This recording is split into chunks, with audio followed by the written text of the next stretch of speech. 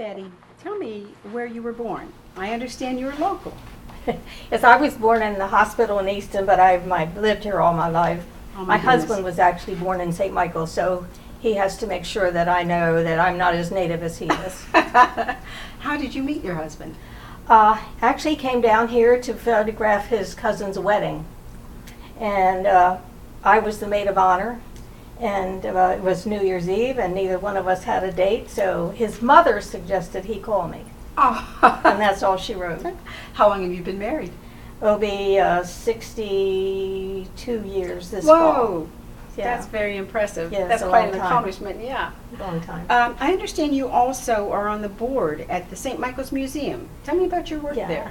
Actually, I started with them probably in the late 90s after I retired, and got very interested in getting their collection accessioned. They had taken in a lot of items. This museum started in 1965, and they had started accessioning long about 1999. Let me stop you for a second. Explain to me what that means. It means that you give the museum an item, such as a Okay. cup and saucer, and they have to record who gave it to them, when it was given to them, the provenance, that why is it important to the museum. Right. And then you record its number, take its picture, and Oh, that's a lot of work. it is a lot of work. And it takes a lot of volunteer time to do that too. So I got very hooked on doing that. Yeah. And moved on to other things. If Yeah, you're on I the actually board became now? their curator in 2000 and did that for like 6 years. I've never been their president, been their secretary, membership chairman. I've been a lot of things Right. with the museum. And it's a great group. As I say, it's all been all volunteers Oh, since 1964. Now, did you have any kind of training to prepare you for being a curator, or did you just learn on the job? I learned from other people. I asked how it was done. I taught school. Okay. Okay, so basically, my education background gave me an idea about how to do things. If and you all. can be a teacher, you can probably learn Yeah. just about anything, right? Well, as my son David says, if you can read, you can do it. That's important too. Right. Now, Even- where did you teach and for how long? I taught the LPN program at what is in the old Moton High School in Easton. Oh, for how many Um, years? From 1972 to 1983. That's a long time. Met one of my students yesterday. Did you? Yes, they're all over the place. You and run it into them is when you're in the really- I stores? had not seen her since she graduated. That's very nice, I'm sure, to It just was fun. see someone like that. I'm sure they were just as glad to see you. Well, it was old times sake, it really was. And they've got these new phones, and she can pull up all these pictures of everybody Oh and my show goodness, me other that's classmates. nice. Yeah. Now, if you're a museum person, you must have a love of history. Actually, that didn't get started until I started researching my family. Okay, Started with genealogy genealogy. long about 1985, and you really can't do one without the other. Now, you taught yourself this genealogy? Did you my learn husband- online or? My husband had a friend, Rosemary Dodd, who lived in Glen Burnie. Uh-huh. And she was involved with Anne Arundel County Historical Society, plus she had also been doing genealogy. And she trained me. That's Trained me. great. And I just happened to live on the street that went to the family farm, just right out, they now call it Bentley Hay. Yes, I know it Okay. right. I was living on Chew Avenue at the time. And so then my cousin gave me a box of deeds to that farm, which took me back to the 1600s. Oh So- my And goodness. so I've been hooked ever since. So I've you're the never- family historian? Really. Yeah, every family needs a nut like me.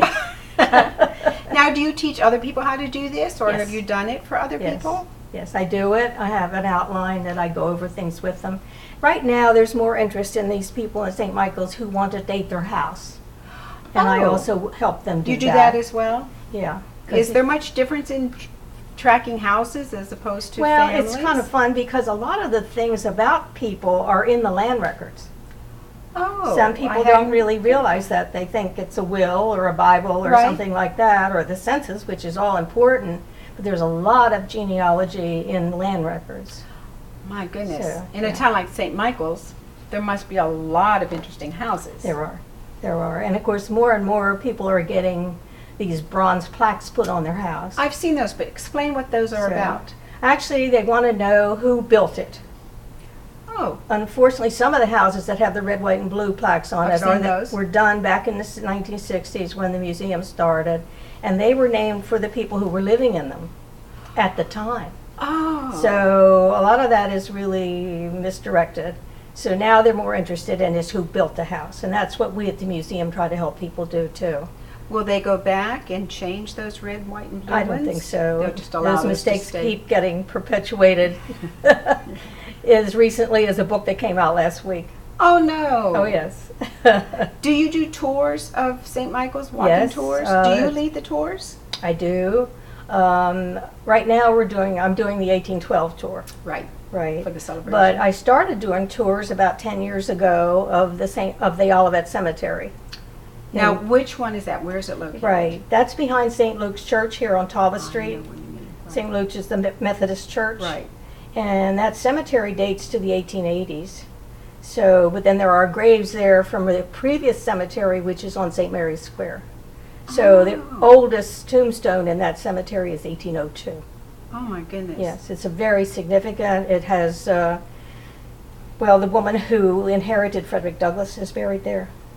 And then Thomas Auld, who was her husband, who inherited Frederick Douglass Oh again. my goodness. So Garretson West, who was Frederick Douglass's church teacher, Sunday school teacher, Right. and until they broke into the Sunday school class. You know, so there's huge amount of history in that cemetery. Now, when you do the walking tours of St. Michael's, what are you covering? What kind of places are you stopping to show people? Actually, we start at the museum where we have a diorama. And Okay. it's a lighted diorama, and we explain the battle to people. Mhm. And then we actually start right there at the museum on St. Mary's Square. And so much of what happened here happened there. I mean, you're walking in the path of history. You can stand there on the corner and look at least 3 houses of people who were in the 1812 militia from Oh, that my one spot. goodness. And then we proceed through St. Mary's Square to the church that was, or that replaced the church where the militia stayed, and on to the Cannonball House. Right. And we go through the harbor where the batteries were and where the cannons are now. Right. And you can see Parrott's Point from there, which is where the British came ashore. Oh. So it's really, and we look at the houses that were here then.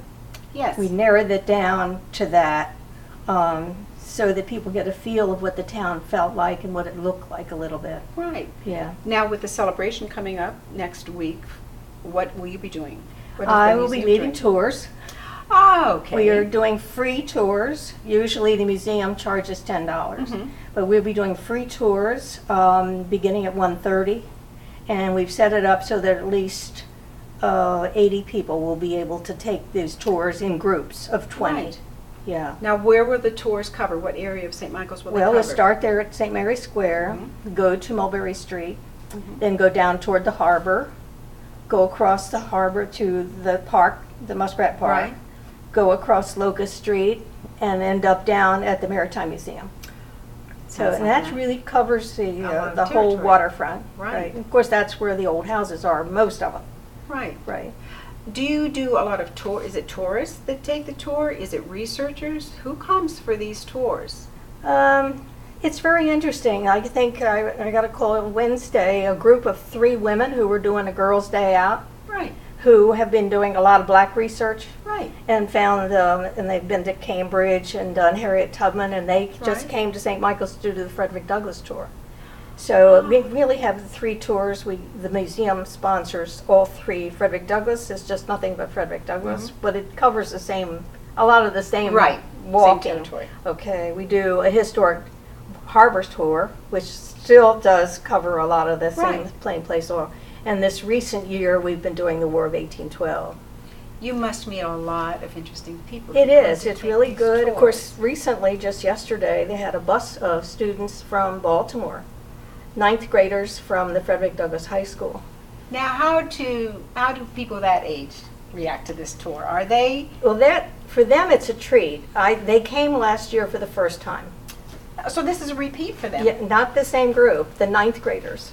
Okay. came last year, and then we had a bus full of their teachers and alumni last year. This year, they brought the 9th grade. And it's a reward for them. They're very well behaved. And we've been able to bring some of the town people with it, the police chief, Mrs. Harrod, and people that would be more influential with the students and all too. And apparently they liked it so well they came back. Betty, it sounds like you've had an interesting life.